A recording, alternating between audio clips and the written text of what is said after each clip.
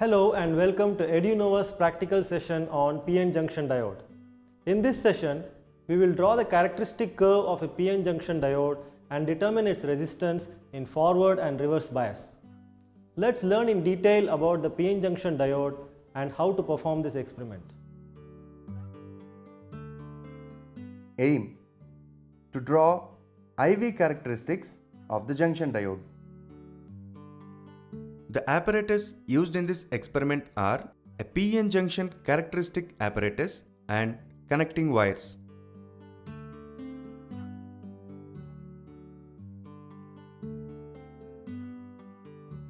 A P-type semiconductor is the one which has free hole and impure immobile negative ions.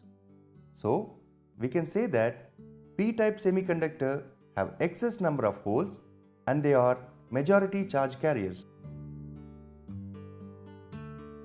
Whereas N-type semiconductor is the one which has free electron and impure immobile positive ions.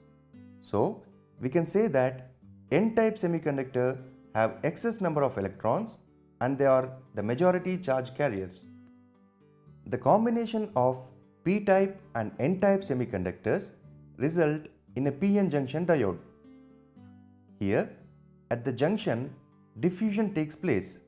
Similarly, due to the higher concentration of electrons in the N section, electrons diffuse from N side to P side, leaving behind an ionized positive charge which is immovable.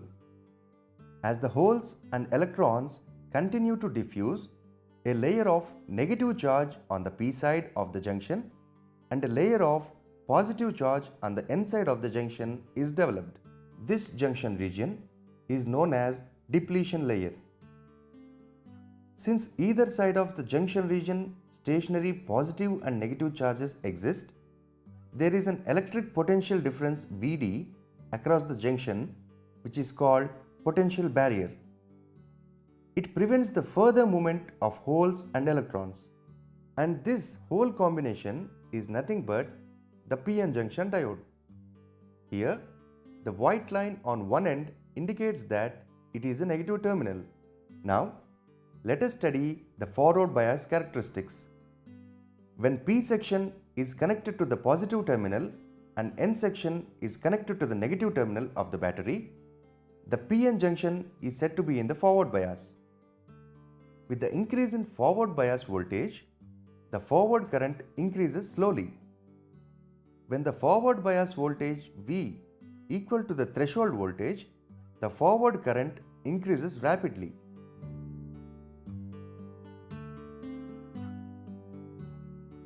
Now, let us move on to the reverse bias characteristics. When the P section is connected to the negative terminal and the N section is connected to the positive terminal of the battery, the PN junction is said to be in the reverse bias. With the increase in the reverse bias voltage, a very small reverse current flows which remains almost constant. When the reverse bias voltage V equal the reverse breakdown voltage, the reverse current suddenly increases to a large value. Now that you have understood the working of a PN junction diode and the procedure for this experiment, let's make the connections. This is the on-off switch for the power supply for this circuit. When you are making the connections in forward bias, you must flip both these toggle switches towards FB, that is forward bias. When you are making the connections for reverse bias, you must flip both these toggle switches towards RB, that is reverse bias. We will use these two terminals to connect the diode in forward bias and these two terminals to connect the diode in reverse bias. So now let's make the connections for forward bias. As you can see in the circuit diagram for forward bias, the positive terminal of the voltmeter is already connected to the high potential point and the negative terminal of the voltmeter is also already connected to the low potential point. So, to connect the positive terminal of the diode to high potential, we will first connect the positive terminal of the voltmeter to the positive terminal of the ammeter and then we will connect the negative terminal of the ammeter to the positive terminal of the diode.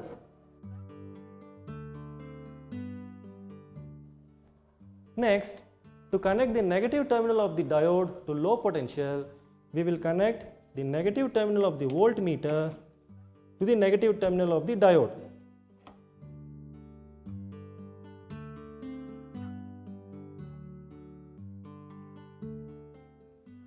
Thus, the diode is now in forward bias since the positive terminal of the diode is connected to the high potential point and the negative terminal of the diode is connected to the low potential point. The voltmeter measures the forward bias voltage and the ammeter measures the forward current in milliamperes. Thus, the connections in forward bias are complete. So now let's start the experiment. Remove the zero errors, if any, in the ammeter and voltmeter. As you can see, the ammeter here has a zero error of 2 divisions while the voltmeter does not have any zero error.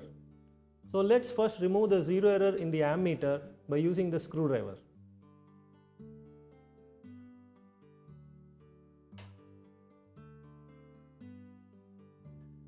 So now the zero error has been removed from the ammeter. Next, we will note down the range and least count of the ammeter and voltmeter. In forward bias, the range of the ammeter is 15 milliamperes and its least count is 0.3 milliamperes because 10 divisions make up 3 milliamperes. In forward bias, the range of the voltmeter is 1 volts and its least count is 0.02 volts since 10 divisions make up 0.2 volts. So let's switch on the power supply. Ensure that both the toggle switches are in forward bias mode. And now let's increase the forward voltage by turning the forward bias knob slowly. We find that while the forward voltage has increased up to 0.3 volts, the forward current is still remaining 0. So let's increase the forward voltage a little more. We find that when the forward voltage reaches around 0.4 volts, the forward current starts to rise. So thereafter, as I increase the forward voltage, the forward current also increases steadily. So let's check till what value of forward voltage the forward current reaches its maximum value in the scale.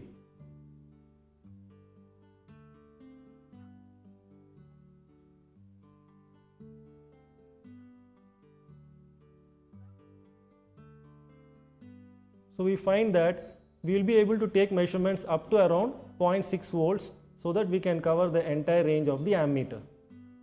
So let's take our first reading.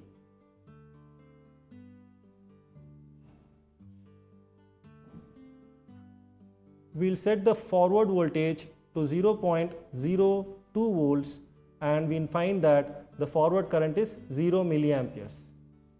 So like this, we can increase the forward voltage by turning this forward bias knob slowly and take as many readings as possible to cover the entire range of the ammeter and voltmeter. Remember to note down all the readings in the observation table.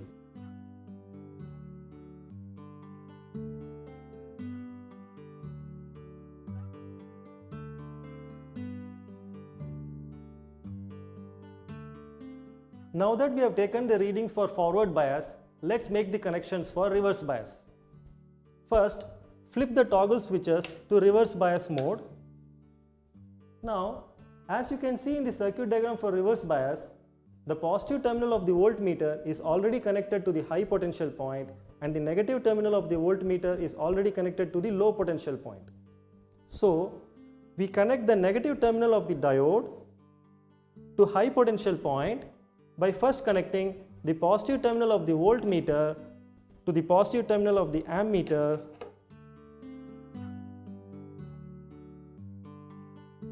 and then connecting the negative terminal of the ammeter to the negative terminal of the diode.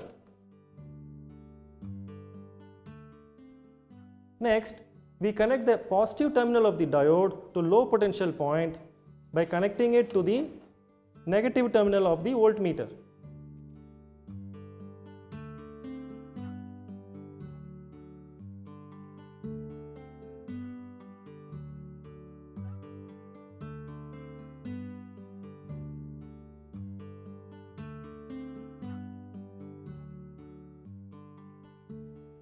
Thus, the diode is now in reverse bias since its negative terminal is connected to high potential point and its positive terminal is connected to the low potential point. This voltmeter measures the reverse bias voltage and this ammeter measures the reverse current in microamperes. This completes the connections for reverse bias. So now let's perform the experiment for reverse bias. Since there is no zero error in the ammeter and voltmeter, let's note down their range and least count. The range of the ammeter is 0 to 100 microamperes and its least count is 2 microamperes since 10 divisions make up 20 microamperes.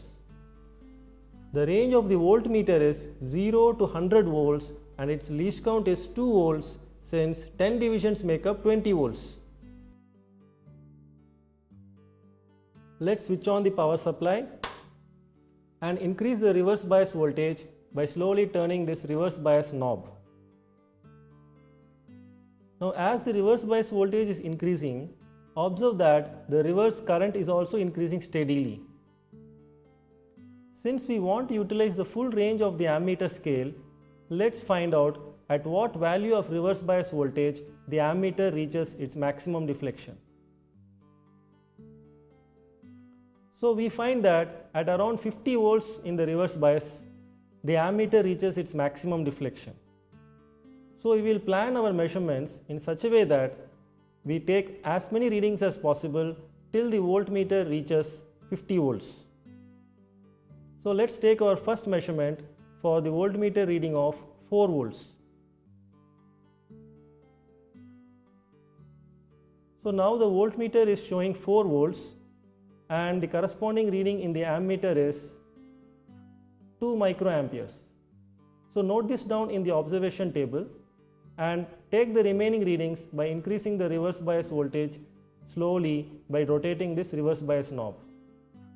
Tabulate all your readings in the observation table.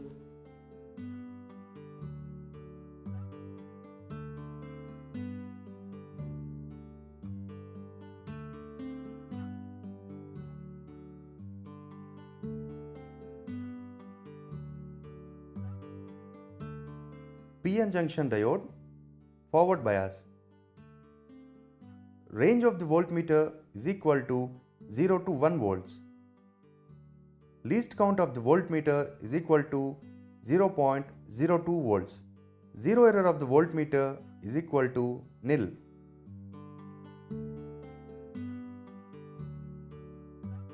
Range of milliammeter is equal to 0 to 15 milliamperes. Least count of milliammeter is equal to 0.3 milliamperes. Zero error of the milliammeter is equal to nil. Observation table for forward bias voltage and forward current. When the input voltage Vf is increased in steps of 0.02 volts from 0 to 0.2, the forward current If is 0. After that, when the input voltage is increased in steps of 0.1 volt, the input current slowly increases.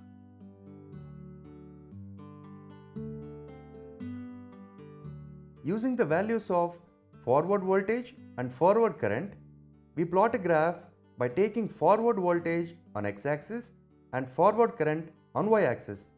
We consider a suitable scale. On x-axis, 1 cm is equal to 0.1 volt. On y-axis, 1 cm is equal to 5 milliamperes. Origin 0, 0. Now, let us plot the points on the graph. The graph comes out to be as shown here. In forward bias, junction resistance is R is equal to delta Vf by delta If, which is 0.7 minus 0.6 by 15 minus 5. That is equal to 0.1 volt divided by 10 milliamperes is equal to 10 ohms. Junction resistance for forward bias is 10 ohms. Reverse bias. Range of the voltmeter is equal to 0 to 100 volts. least count of the voltmeter is equal to 2 volts. Zero error of the voltmeter is equal to nil.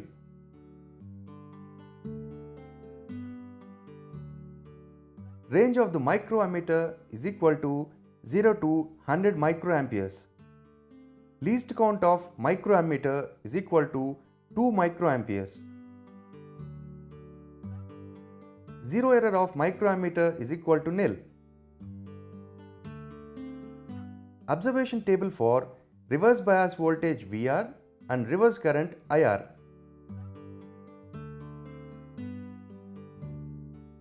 When the reverse bias voltage is 4 volts, the reverse bias current is 2 microamperes. Similarly, the reverse bias voltage is increased and the corresponding reverse current readings are as follows. Using the values of reverse voltage and reverse current, we plot a graph by taking reverse bias voltage along negative x-axis and reverse bias current along negative y-axis. We consider a suitable scale. On x-axis, 1 cm is equal to 10 volts. On y-axis, 1 cm is equal to 20 microamperes. Origin 0, 0. Now, let us plot the points on the graph. The graph comes out to be as shown here. Let us consider 2 points A 3018 and B 4032 in the graph. In reverse bias, junction resistance is R is equal to delta VR by delta IR, that is equal to 40 minus 30 by 32 minus 18, which is 10 volts divided by 12 microamperes, that is 0.83 into 10 power 6 ohms. Therefore, junction resistance for reverse bias is equal to 0.83 into 10 power 6 ohms.